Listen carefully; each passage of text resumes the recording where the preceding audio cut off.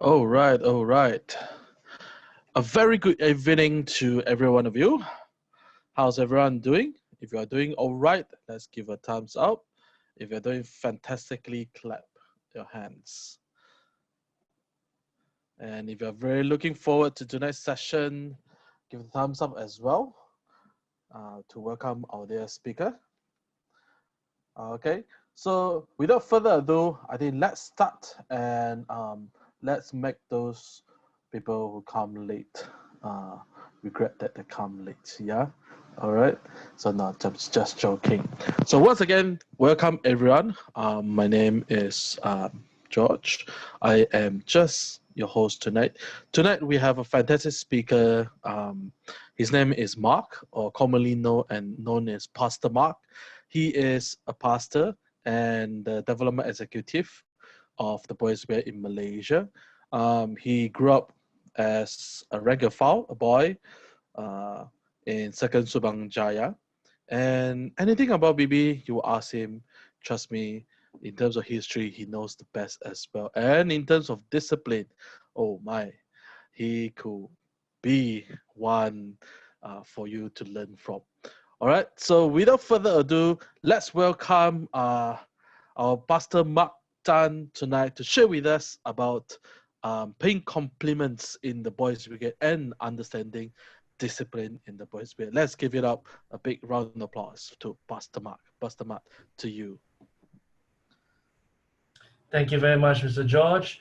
Good evening, ladies and gentlemen. Thank you so much for taking the time to have me. It's a joy to be here. First of all, I need to correct Mr. George earlier. I grew up rank and file in the 10th Kuala Lumpur Company Boys Brigade. If I don't correct it, I know I'm going to get some shade from Kuala Lumpur State and 10 KL later. So I need to put it solidly there. It has also been my joy and privilege to serve in the Second Subang Jaya even to today, and even I have had the privilege of being in Common Fellowship and served for a year in companies like the first Bukit Matajam company, which I think is no longer active at the moment, the 14th Penang company as well, and also some companies down south and also even in Perak. So joy to be here. Today, I'm going to be teaching you guys about paying compliments and understanding discipline. So what I really would like to do is I would just like to go through the material as quickly as possible, so that way we will have a lot more time for questions and answers. So throughout the entire time, ladies and gentlemen, if you do have a burning question to ask, please go ahead and type it in the chat, or you can type it in public, or you can type it privately to me or to Mr. George, and then we'll be able to filter the questions and go back and forth from there. But I hope that each and every one of us will have that the willingness to also be able to share audibly, meaning if you do have a question and you don't mind speaking into the group, please go ahead and unmute your mic when it's time for Q&A so that we can have this discussion, okay? All right. So what I would like to do is I'd just like to quickly share my screen and let's see. Yep. And there we go. All right, paying compliments and understanding discipline. What I would like to do is I like to go through the principles of understanding discipline first, because I think it's actually a devotional. It is actually understanding God's purpose and place for discipline in everyday Christian life. But I think it also builds great character for any Boys Brigade member. Okay, so let's understand the biblical understanding of discipline. And from there, we should be able to comprehend all the other aspects of discipline in our Boys Brigade tradition and our BB characteristics. Okay, so first and foremost, let's understand discipline. Taking from the book of Hebrews, chapter 12, verses 1 to 12, actually not 2 to 12, verses 1 to 12. Let me read it for you. It's available for you on your screen, and here's what it says. Yeah, just a moment.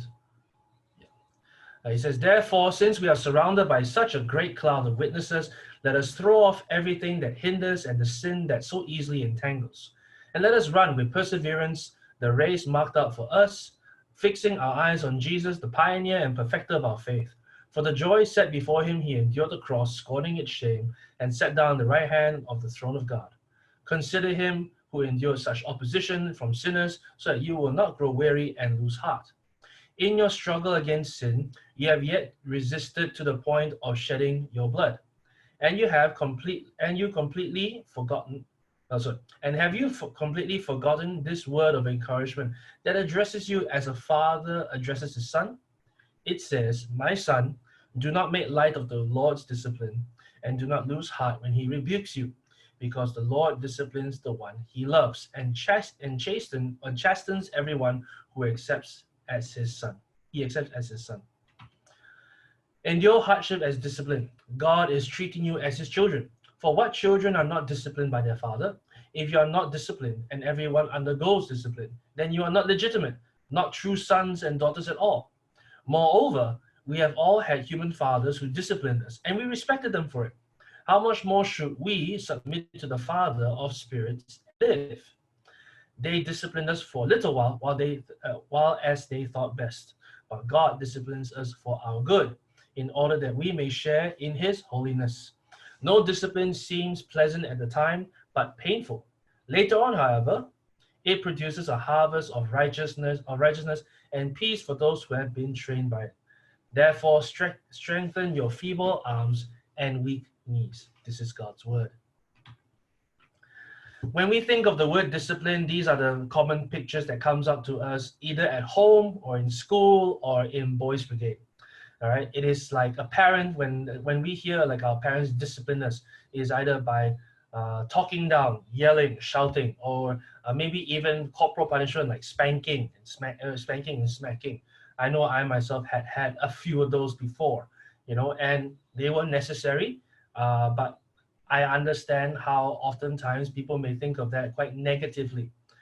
And of course, let's not forget all the dozens of military movies that we've watched, and you know how the drill sergeant will try and disrobe the new recruits to making them feel less than a human being.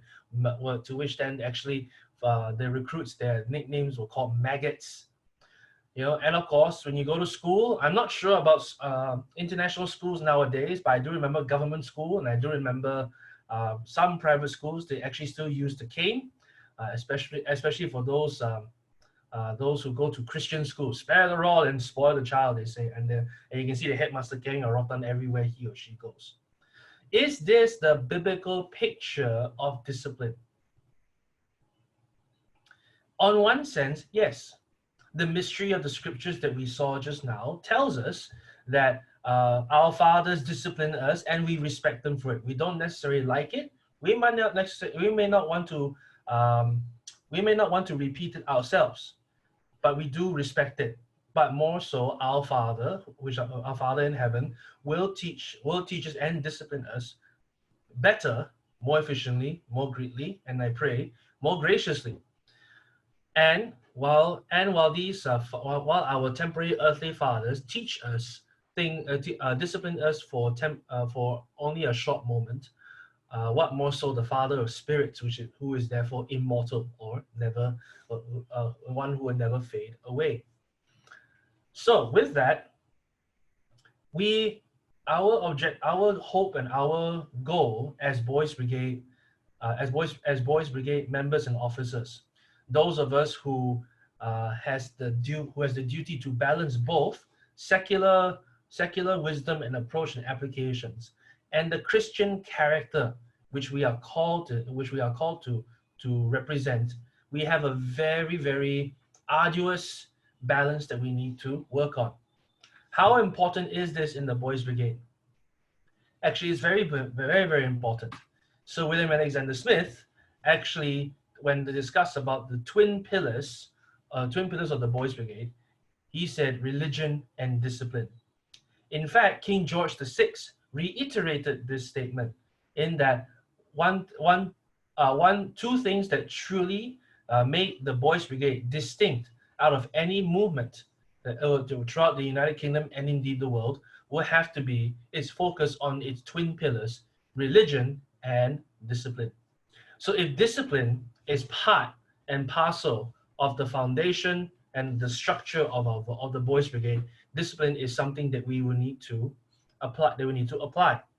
But discipline on its own carries actually no direction, because while we can think of many good people who practice discipline, I'm sure we can think of a number of evil people who has practiced discipline.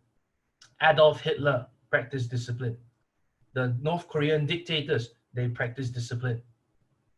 The soldiers that persecuted Christians in earlier times, they also practiced discipline. Those are evil. So discipline must be carried out from a particular background. And for Sir William Smith, his anchor for the means of discipline to which we as BB members and officers should experience will always be anchored in religion. Religion, or another word for it, will be Christian education or Christian character. So, what then does the scripture tells us that discipline? How then should discipline apply? The first application of discipline is to realize, is to bring us from an era where we are lost to a point where we are found. From lost to found. Hebrews chapter 12, verse 2 and 3 says, "Let us fix our eyes on Jesus, the author and perfecter of our faith, who for the joy set before him endured the cross, scorning its shame, and sat down at the right hand of the throne of God. Consider him who endured such opposition from sinful men, so that you will not go weary and lose heart." Here the scripture shows us that while discipline alone may not necessarily give us direction, Christian discipline and brigade discipline has its focus first and foremost in the Lord Jesus.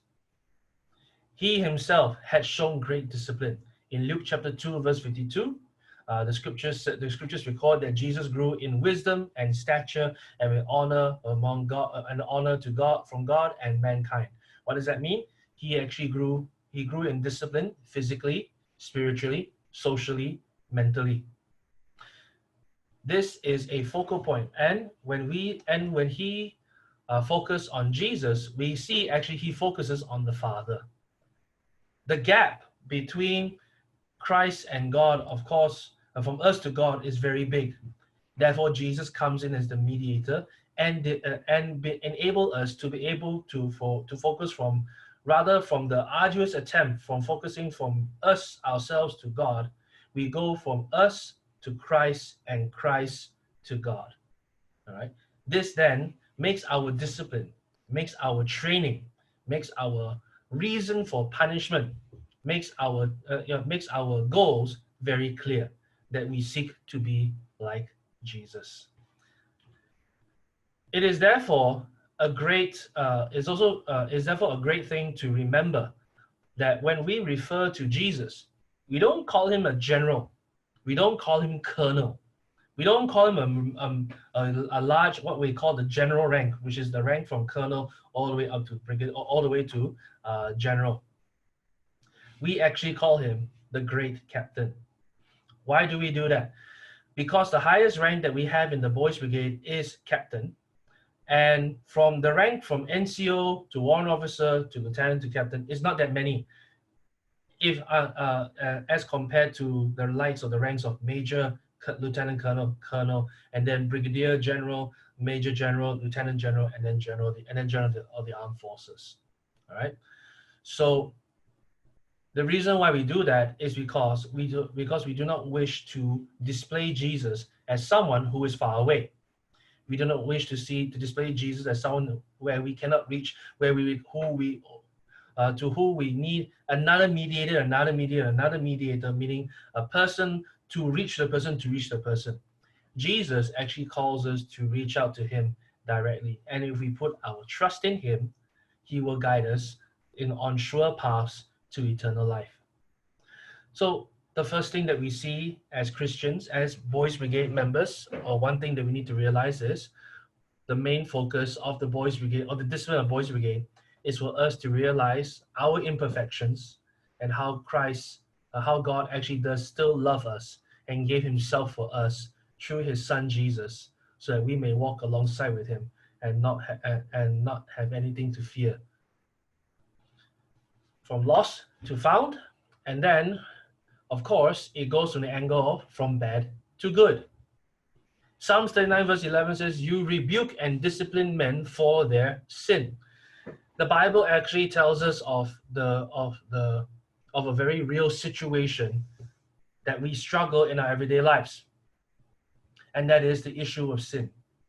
So that even times even when we do not want to do the wrong thing, even though we know it's bad, even though we know it does not benefit anyone, even though it is horrendous, and in fact inhuman, some of the wrong things that we do, we still do it anyway because our body somehow or another craves it because of sin. So the book of Hebrews, continuing on from the idea that we focus on Jesus, he becomes the focal point of our discipline. We then see this application. In your struggle against sin, you have not yet resisted to the point of shedding your blood, and you have forgotten that word of encouragement that addresses you as sons. My son, do not make light of the Lord's discipline, and do not lose heart when he rebukes you, because the Lord disciplines those he loves, and he punishes everyone he accepts as a son. How then do we see this mode of discipline? Well, this mode of discipline is actually something which we often take from a negative point of view, because when we think of discipline in this way, we think of our parents punishing us. But the question that we need to ask is what is wrong with our parents punishing us? Do they have a right? Yes, they do. In fact, they have a responsibility to discipline us. But what oftentimes separates us or embittered, or what's the word? The one thing that makes the one thing that really separates or really breaks the relationship between the parent and the child for discipline is actually the initial relationship of trust. This is why the scripture says, "My son, do not make light of the Lord's discipline, and do not lose heart when he rebukes you." Basically, he's asking us to trust in him. The reason why we often look negatively at our parents disciplining us is often because we do not trust our parents' judgment, or we do not trust the means, or we do not believe that the punishment given to us is right or is fair. Right? But for God, we see him as one who is truly just, and we put our trust in him, then the future, or then our very future, in living our life out loud for the sake of the gospel, living our life out loud to go away from that is evil to which is good, no longer becomes something scary, but becomes something trusting, something loving, and something even hopeful. Because the background of God's discipline is always a background of grace. When he punishes us, he doesn't punish us in the full force of which we deserve. He actually punishes us with grace. I'm reminded of a poem that actually was quoted by the late Ravi Zacharias. And it talks about a teacher and his student. And then, of course, the teacher being a child or a student herself in life. She goes up to the master of all life, who is God, and she actually experienced the same thing. The poem goes like this: "He came to my desk with a quivering lip. The lesson was done. Have you a new sheet for me, dear teacher? I spoiled this one. I took his sheet, all soiled and blotted, and gave him a new one, all unspotted. And to his tired heart I cried, do better now, my child. I went and came to the throne with a trembling heart. The day was done. Have you a new day for me, dear master? I've spoiled this one.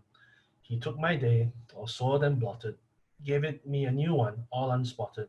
And into my tired heart he cried, do better now, my child." God gives us a new day every day to do better. And even when we go back to him, go back to Him with our day all soiled and blotted. He actually gives us a new one out of grace. Is rising up to the next day difficult? Yes, it is. It can be tiring. It can be exhausting. But the fact that we can rise to a new day is actually an experience of His grace. So we go from bad to good. We go from lost to found in Christ as our focal point. We go from bad to good only because God has graciously given us a new day and a new day. Then we go to an attitude from good to great. The scripture says, our fathers disciplined us for a little while as they thought best. But God disciplines us for our good. That way we may share in His holiness. No discipline seems pleasant at the time, but painful. Later on, however, it produces a harvest of righteousness and peace for those who have been trained by it. Therefore, strengthen your feeble arms and weak knees. The scripture then shows us that yes, we went from lost to found, from bad to good. Then He encourages that actually the great potential that He has put in us by His grace enables us to go from good to great. So in the Boys Brigade, we see Christ as the focal point. We see how far away we have become in our efforts to be a good person, and we do our very best to go towards it. And then there are different aspects in our lives where actually God enables us to be good in it. He has gifted us with certain gifts and abilities like physical ability, art, the ability in the arts, or understanding the sciences, or appreciation for music, appreciation for physical training, or a desire to help the community. That is why in the Boys Brigade you have so many different kinds of awards. We have up to 30 awards right now, and I think I'm looking forward to see us going up for more and more. All right. So, and the reason why these awards are there is because Sir William saw the potential. Sir William encourages us to see the potential in each and every one of the members and officers, and inspires them to just go and do more and more and more. And to what point? Well, actually to a point where we feel that we can appreciate not just the skill itself, but God who gives us the ability to appreciate such skill. I have a fire department near my house, and I see them train every day without fail. They're always doing something pertaining to physical or skill. And of course, the fire department is actually one of the most friendly departments. They allow anyone to actually go in and see the equipment that is available, that they use in order to help rescue people, and also to rid of fire and to extinguish fires. Every day, they're exercising something from checking all the equipment in their trucks, to cleaning and rolling out the hoses so that we're fully functional, going through drills on being able to run to the fire hydrant, run to the truck with the generator, and then pull it out to the mock fire and shooting the water so that you'll be able to extinguish the artificial fire. They do that to from that they do things like abseiling and wall climbing, because they need to be able to know how to access a building in many different ways. They study the sciences of fire, and how to stop or rid of a particular and how to manage wildfires. Why do they do that? They're good enough, and as technology gets better and better, maybe they don't need to work as hard. Why is it that they still have to carry all these heavy things, where oftentimes a fire extinguisher doesn't have to be so big, actually does the job? Well, the reason why they do the discipline that they have is because, in the words of one fireman himself, setiap saat sangat penting. Every second counts. Every second counts. So they will train and they will compete. There's even fire brigade competitions on time, on how to extinguish certain mock fires. They do this so that when the time when it really matters, every second counts, and they do their very best. This then is the attitude that we as officers and members should encourage one another when we practice discipline in the Boys Brigade. We're good at drill, we can do better. If we're good at drill, we can also learn other things. If we're good at band, we can do other things as well. If we're from first aid to community service to arts, crafts, and hobbies, I would love to see the point where Boys Brigade's discipline and Christian character is actually practiced in more than just one way. Because why? The objective of discipline in the Boys Brigade is not just to be able to do drill well. It is actually to be able to do all things well, for God's glory and for our own benefit. So from lost to found, from bad to good, and from good to great. That being said, now we're going to go straight into the next point, which is paying compliments and on paying compliments. Okay. What's the big deal of saluting in the Boys Brigade?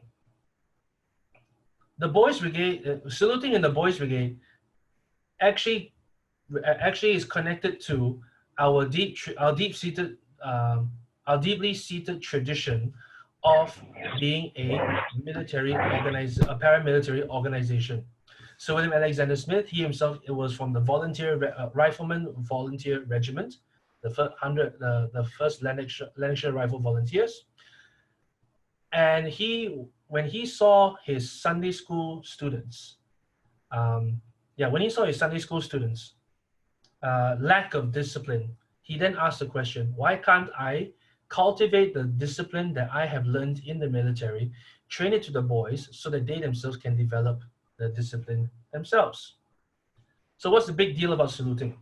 The first thing, of course, is about respect. Salutes is actually a very old and ancient way of showing respect for one person to another. Some say it was during the French knights when they practiced. They will raise their visors and bring up, and then they'll bring it down, showing that my respect for you, I see you, this is who I am, and I am not afraid. This then becomes a unique practice in military and military organizations or uniform organizations. Of course, there are many other ways of displaying respect. We bow, we shake hands, so why salutes?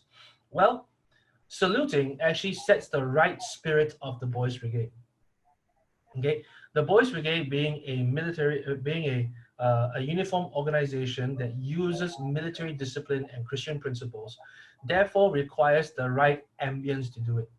Even taekwondo, karate, or martial arts, you can say, hey, Sifu, how are you? You can be very casual, but when it's time to set the right spirit or the right mood of the training, it is always attention, short, bow, good morning, sir. That's for taekwondo. For Boys Brigade, it is the military style. So we stand to attention and we salute our officers, and our officers salute to one another. It brings about the right spirit. It also promotes camaraderie and esprit de corps. The fact that we as BB members salute in this way to one another makes us unique from other organizations and other societies and fellowship. Now, some may notice that for the Boys Brigade, we actually salute in a very different way from other uniform organizations. While those in uniform organizations that is connected to the Commonwealth, they do what we call the round-up salute, and the palm faces out. For the Boys Brigade, we actually go the shortest way up, the quickest way up to the front, and our palm is parallel to the floor. Why do we do this? Very simple. It's because we align our drill and discipline, and therefore our salute as well, to the Tentera Darat Malaysia, our Malaysian Army. And while other organizations like the TUDM, Tentera Udara, and TLDM, Tentera Laut, they do the round-up salute, the Army has the unique privilege of saluting in the shortest, quickest way forward, upwards. So this is why we practice salutes in this way. So when paying compliments, let me just give you guys some advice. Number one is your mirror is your best friend. Okay. Some people ask the question before, how can a person make their salutes look more impressive? Well, guys, the only way to go about it is to practice in front of a mirror. Salutes is not just about where to place your hand, but it's also where to place your shoulders. How do you place your chest? And where exactly are you facing when you are or where your face or where your head is being placed in order the time when you do the salute. Okay, please remember, it's not an elbow in, it's actually an elbow out. You are actually flexing a bit of your bicep. You are actually flexing it, putting force into it so that it will remain straight. Okay. Practice among yourselves as officers. Don't just expect the members to do so. So for those who are officers here, okay, you are encouraged to please practice among one another. Okay.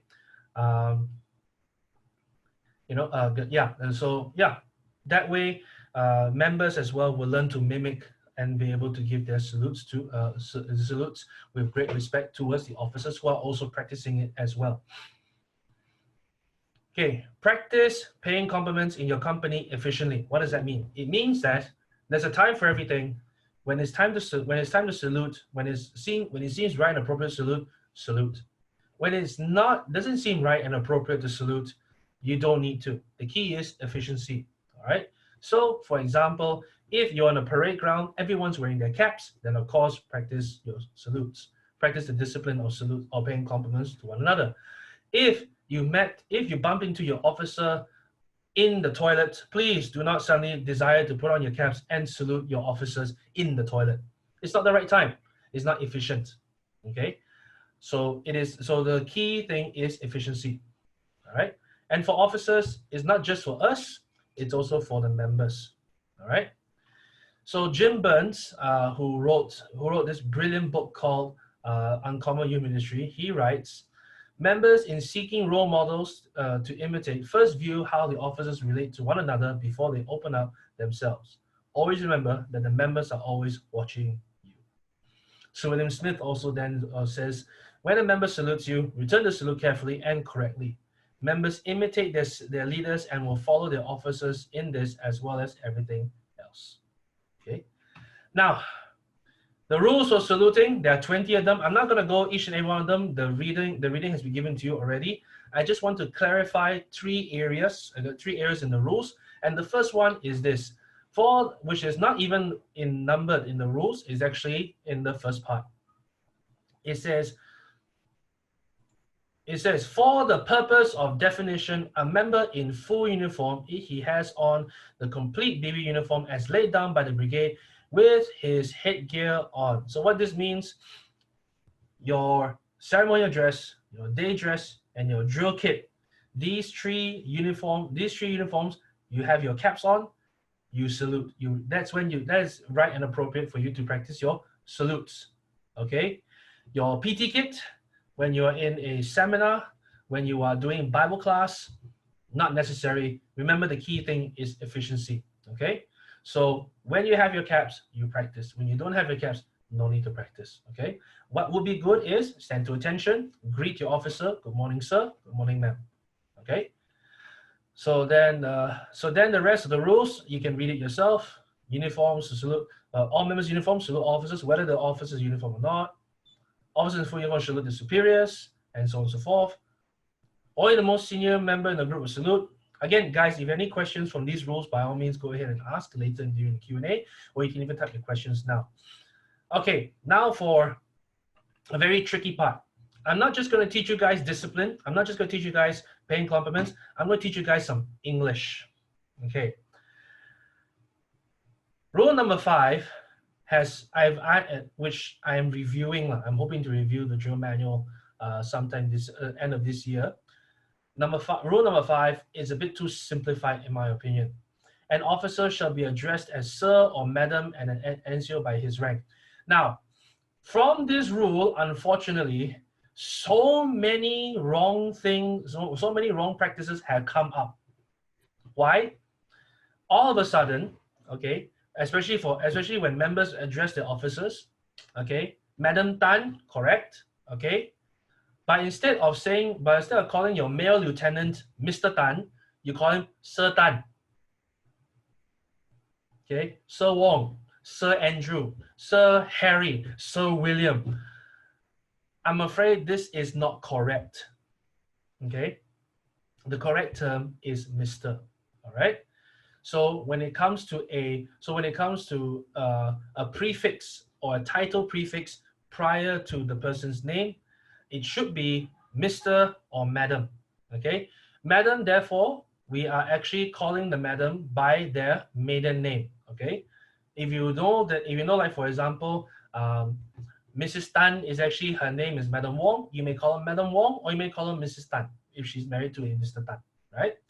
But otherwise, we assume everyone's name is actually by their by their original single name or in their maiden name. So it's Mr. or Madam. Okay, Mr. Tan, Mr. Andrew, Mr. Wong, Mr. William, so on and so forth. Okay, all right. And then when responding to an officer, then they shall be addressed as yes, sir, or yes, ma'am. Okay. Why am I making this distinction here? The difference between madam and ma'am. It's because I wanted to make it easier to practice this. Okay. Just as you have Mr. or Madam, you then have Sir and Ma'am. Why? Because the problem came up with this wording here is because we say good morning, Madam Tan, Madam. Okay. So because we say good morning, Madam Tan, Madam, we say, oh, then it should also be good morning, Sir Tan, Sir. No, it's not. It's actually good morning, Mr. Tan, Sir. So to make it easier, make it clean, okay, make it consistent in our tables. It should be Mr. So-and-so, and then we reply, yes, sir, yes, ma'am, and of course, answer by his rank, yes, corporal, by example. Now remember, guys, it's ma'am as in ham, not mom as in palm, okay? It's yes, ma'am, all right? Now, earlier in the 1990s and early 2000s, it may sound disrespectful, but as we are influenced more and more with the cultures around the world, from the Philippines to the United States, the term ma'am has now become more and more accepted in terms of saying yes sir, yes ma'am, or no sir and no ma'am. Okay, guys, the cadence of this also is very important. What I mean by cadence is how we actually use these terms. All right, so you would notice for anyone who's interacted with me on a long basis, I do say yes sir, I do say yes ma'am very regularly. Okay, because I believe it brings about the right note of respect. Okay. So practice it in school. I promise you this: the moment you start calling your superiors, maybe their teachers, your teachers, your bosses, you start saying sir or ma'am, they will remember you, and you usually be on a positive light. Okay. All right. Okay.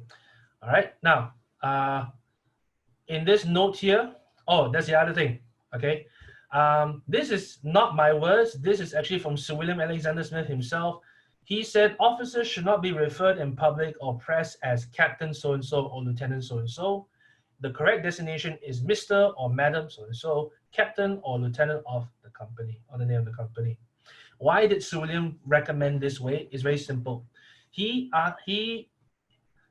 joined the army, correct. He was not full-time. He was a volunteer. So when he is in the volunteer regiment, his name was Mr. William Alexander Smith, Captain of the 1st Lanarkshire Volunteers. Of course, as time goes by, he got knighted and he got promoted. His final rank was Colonel. So he was Sir William Alexander Smith, Colonel of the 1st Lanarkshire Rifle Volunteers. Okay. The reason why he does it because he feels that this is important to differentiate those who wear the rank voluntarily and those who wear the rank because of their vocation in the military full-time. Okay, so takkanlah, you have Captain Nazri and Captain Nazri from the army, and then Captain William from first Sandakan company, for example. Okay. You call them captain and captain, but you see the differences in training that they've gone through. So what we hope to do is that we hope to denote that right means of respect. Okay, so it is Mr. It's Mr. Michael, captain of the 2nd Subang Jaya Company. It's Mr. Lee Hen, captain of the 8th Battalion Jaya Company. Okay, and of course you may say yes, captain, or yes, lieutenant, or yes, sir, or yes, ma'am.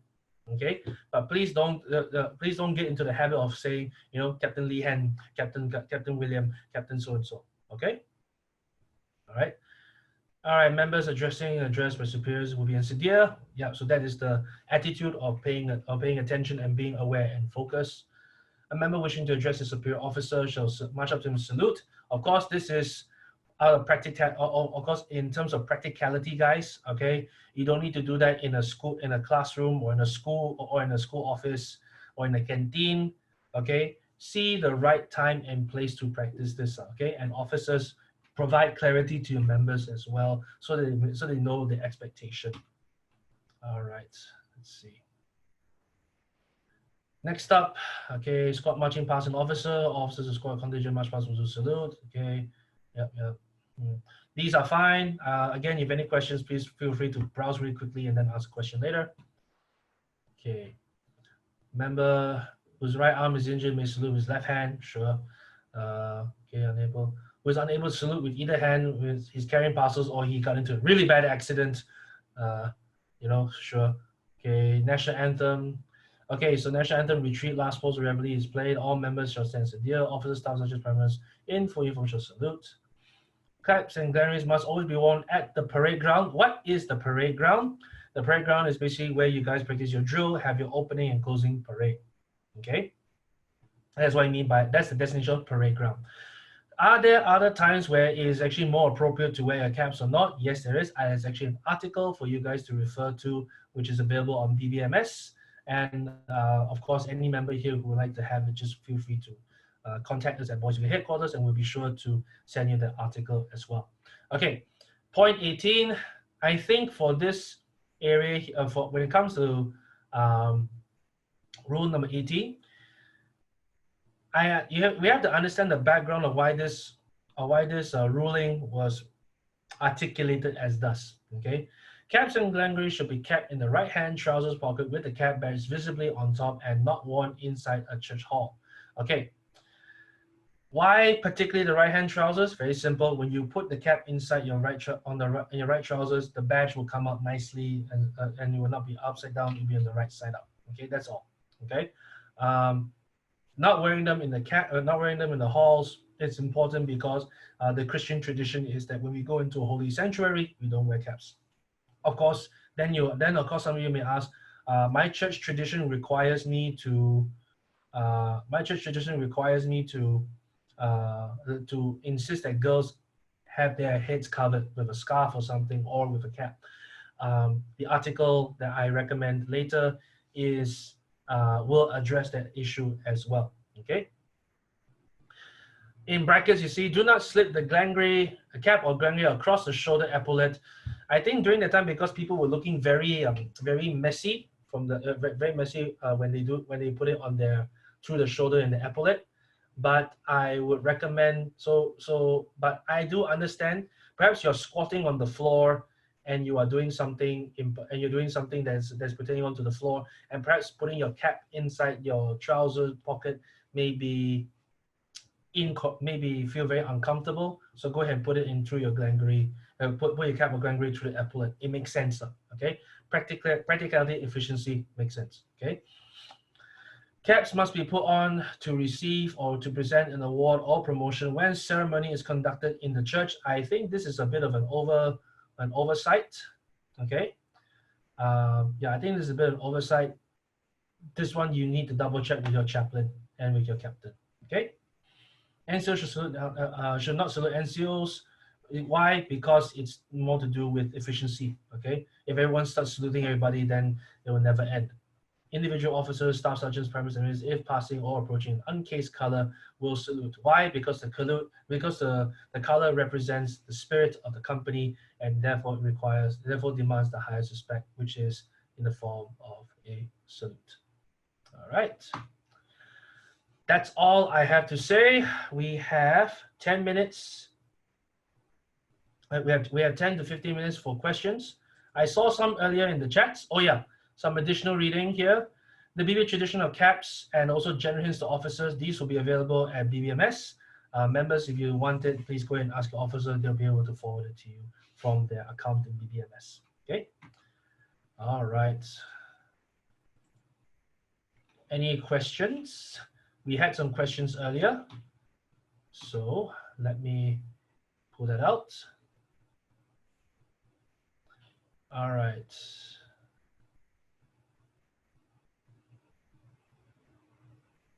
Okay, I'm sorry for those who didn't listen, who didn't hear earlier. If you need me to repeat anything, please feel free to ask. All right. Unmarried lady officer can be addressed as Miss surname, right? Okay, it is proper English. Yes, Godfrey, absolutely right. You may call the person by Miss as well. Um, the issue about Miss is to do with age. Oftentimes, when a lady is in her 30s or 40s, although unmarried, calling them Miss may not necessarily be rightly accepted. The easiest way, the easiest and the least and the easiest in terms of political correctness will be to refer to everyone as Madam. Yeah. All right. Okay. Who keeps annotating? Yeah. Stop annotating. Yes, absolutely right. Very disrespectful for the ones who did it earlier. Okay. Any other questions, guys?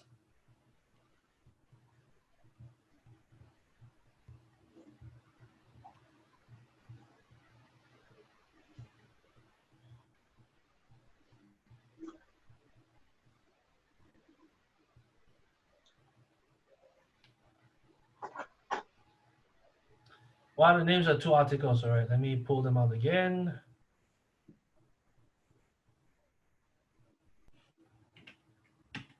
Mhm. Yeah, the two articles. All right, for additional reading, the BB tradition of caps, written by myself because I've always had this issue.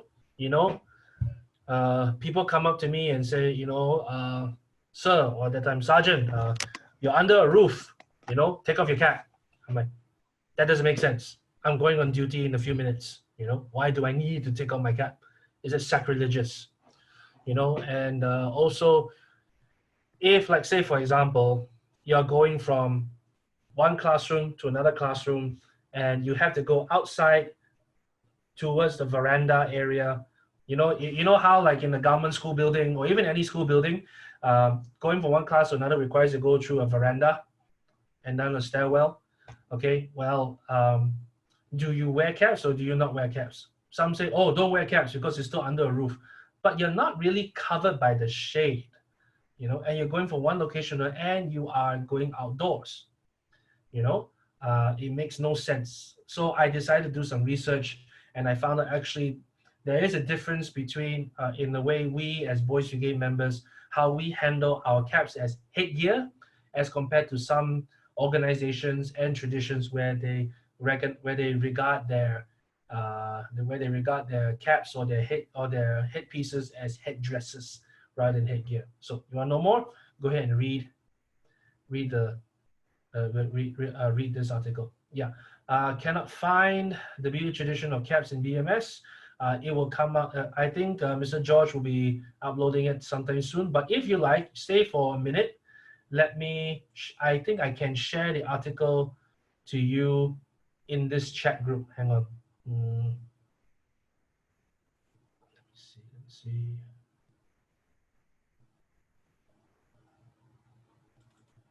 Mm,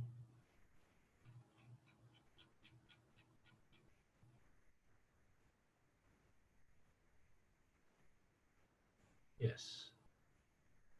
There we are. Hey, I only shared to George privately. Hang on.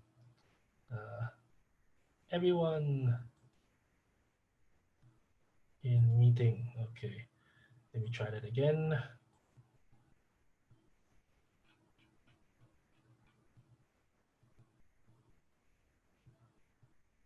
Amazing how technology is really easy, so much easier for us. Okay, there we are. Okay, that's from me to everyone. Please go ahead and take a read, read at your own time. And again, for the fellow who is annotating, you know,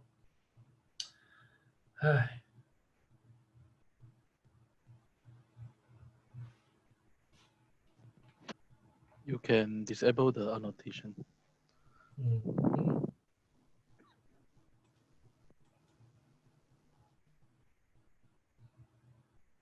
Yeah, disable participants annotation.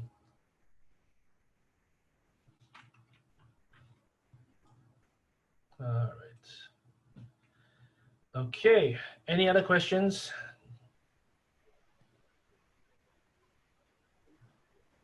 Ladies and gentlemen?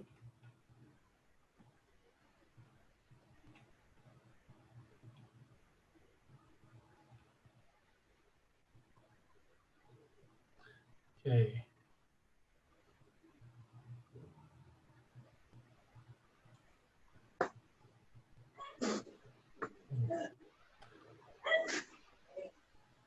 All right. Okay. Also, yes. Okay. Ernest, good question. To clarify, is Mufti under full uniform? All right. If you read the new uniform manual version, what version is it again, George? I can't remember it anymore. The latest 9, one would be 9.1. the February 2020 version, if I'm not wrong. Yes. February 2020. Okay. So there's a redefinition. There's a redefinition of terms. The word Mufti is not being used anymore. Okay. Mufti it no longer applies in today's modern English in the way that we practice it. Mufti today can only mean two things. One is that is an informal uniform, or it is a which makes no sense to me. An informal uniform is a uniform, right? And or the term Mufti, which most commonly here used in Malaysia, is basically the religious head of Islam in a particular state. Okay, so Ustaz so and so, the Imam or the Mufti of Islam in Kuala Lumpur. So we don't use that term anymore.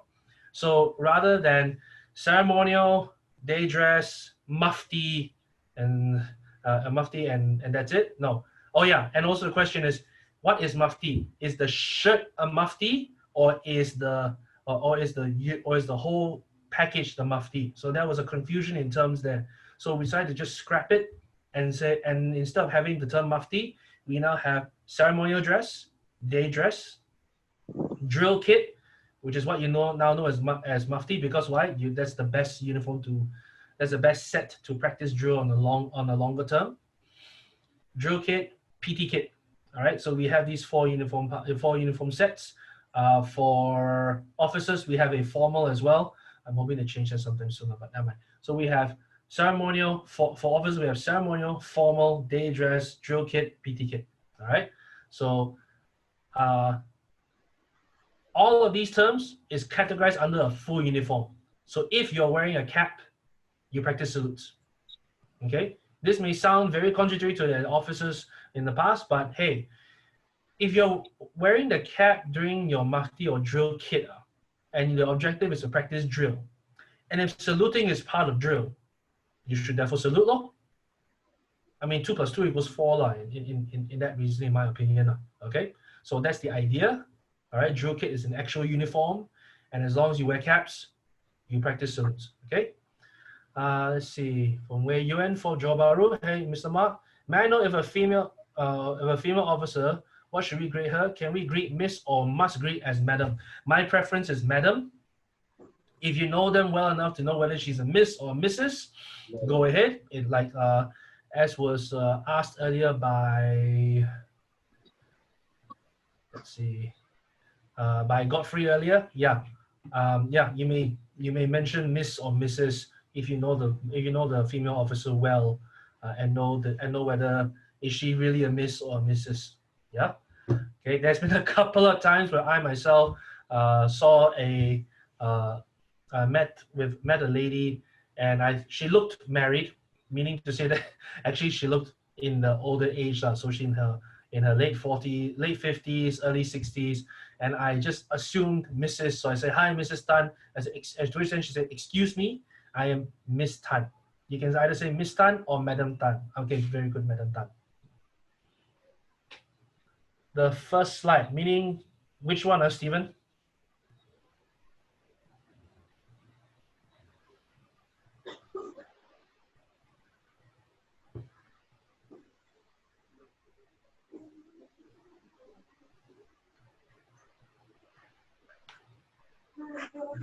We just about run out of time, so I'm not sure I can help you, Stephen. Okay, yeah, go ahead, Stephen.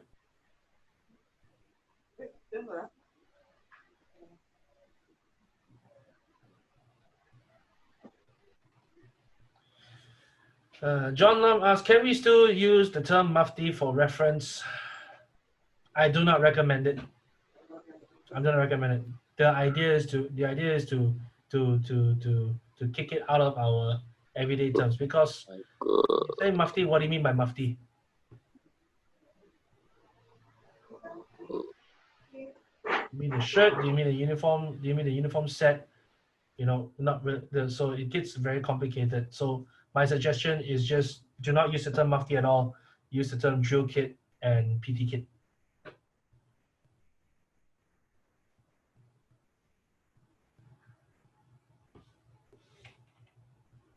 All right, I will give time for one last question. One very last question.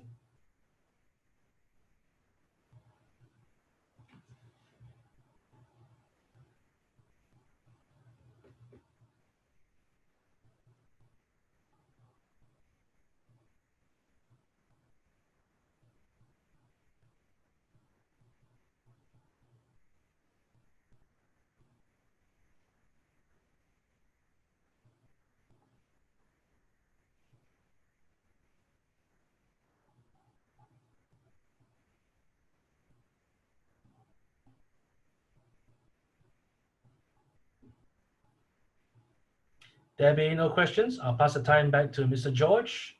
Thank you so much for your time. Thank you so much for sharing this hour with me. And I hope that this will also lead on to further discussions in terms of BB tradition, BB discipline.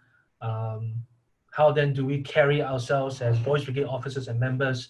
You know, this is a journey, and I look forward to actually going alongside with you for this journey together. All right. Thank you, guys. Thank you, ladies and gentlemen. Good night.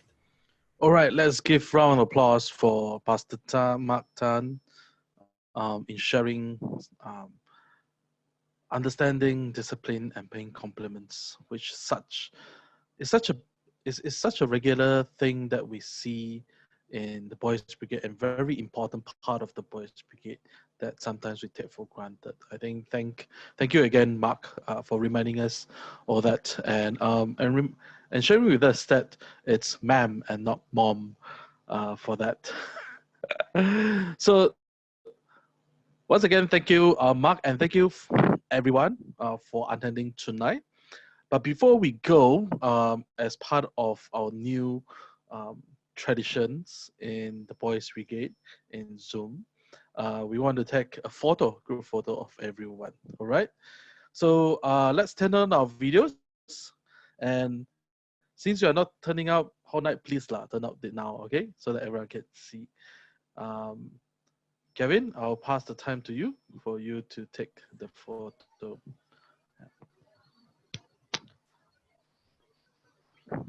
Okay, thank you, George. Everyone just get ready in your position.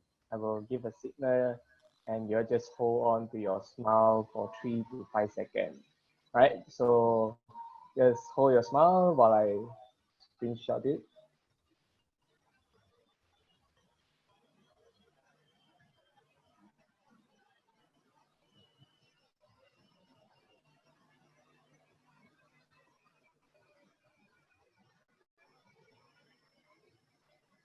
All right, wait, one more.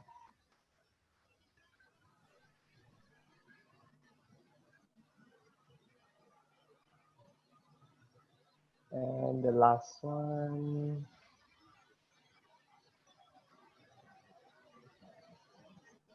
Okay, thank you everyone for your patience. I'll pass back to George. All right.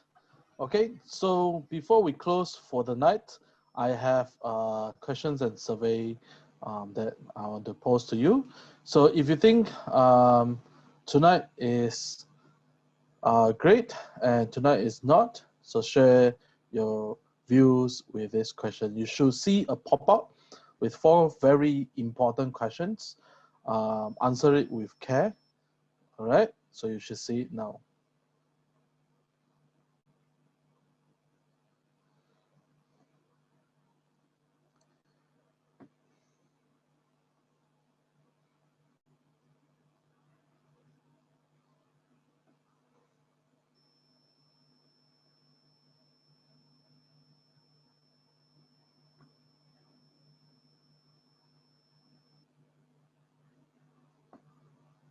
Okay, keep it coming, keep it coming. Answer it, answer it. Yeah.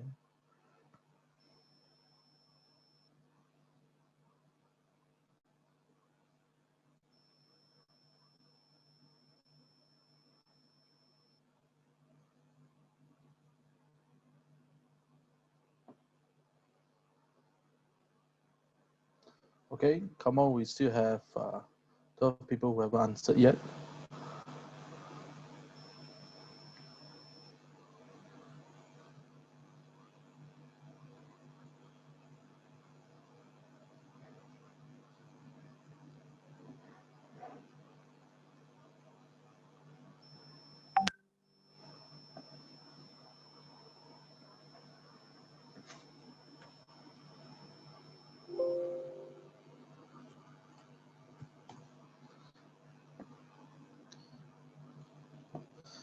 All right, okay.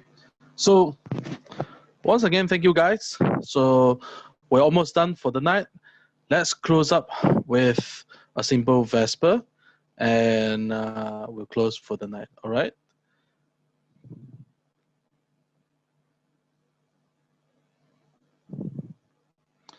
Okay. Ready? Sound off.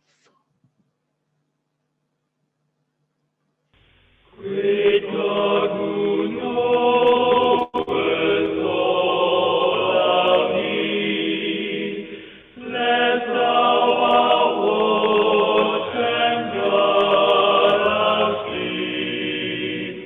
Forgive our sins of thought and deed, and in thy peace thy servants keep. We thank thee for the grace that's done. We trust thee for the days to be. Thy love we learn in Christ thy Son. Oh, may we all his glory see.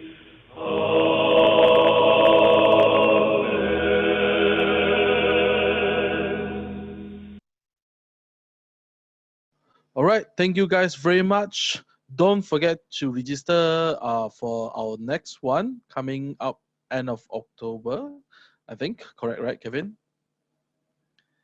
Yes, correct. It is Yeah, on so the week we'll- before the IFB. Yeah, so a week before the International Founders Day. So do register yourself for both the leadership training program in the next session and the International Founders Day if you have not registered. The link for both are available on our social media on Facebook and Instagram. All right. So thank you, boys and girls, officers, and have a very good night. All right. I'll see you guys next time.